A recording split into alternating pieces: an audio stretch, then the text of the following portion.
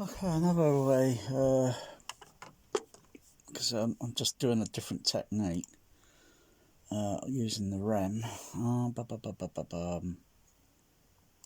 So I'm just playing around with frequency, because it's like a piece of string.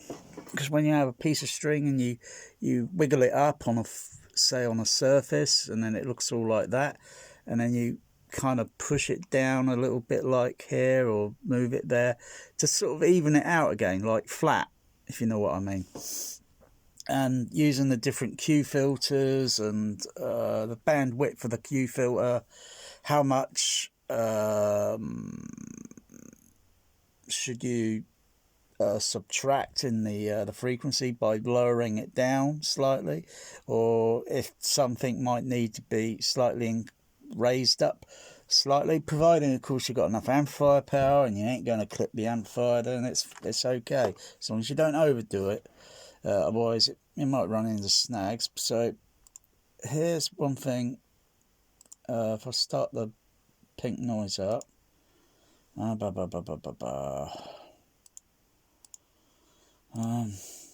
it's loud.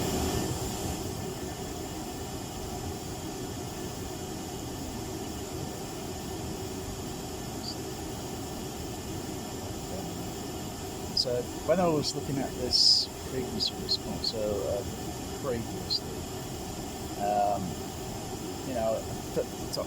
forgot to take into account or zoom in a little bit, and then it showed me more or less the frequency curve, because I'm modulating, I'm modulating, and therefore, whoop, I'm on the microphone. So still got this.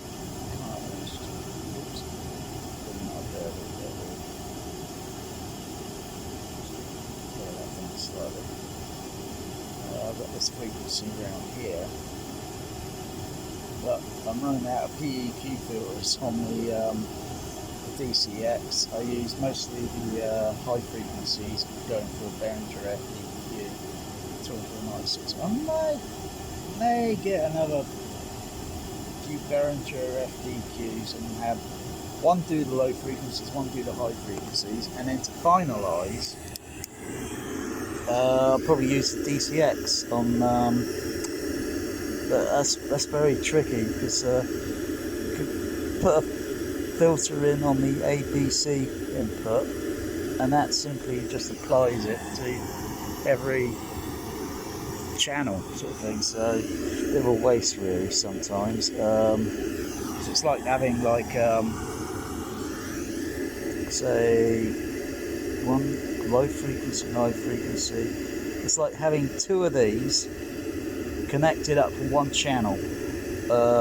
One to do independently the low bass, one to do the HF horn, and then one to finalise it, to do the rest of the trims, and it should sound good afterwards, sort of thing. So that'd be like 40,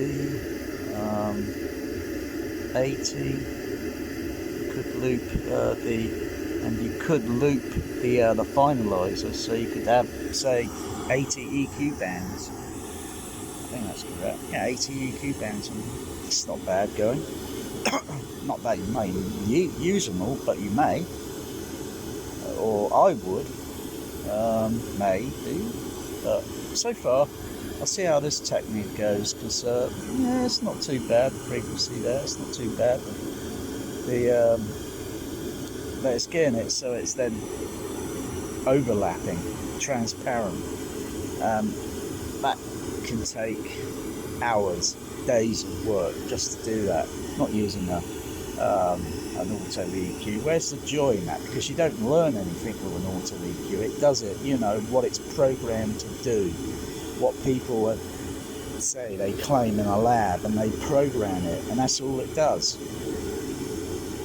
Auto EQ is just for those that, well, I get anxiety doing this, because this is very awkward work,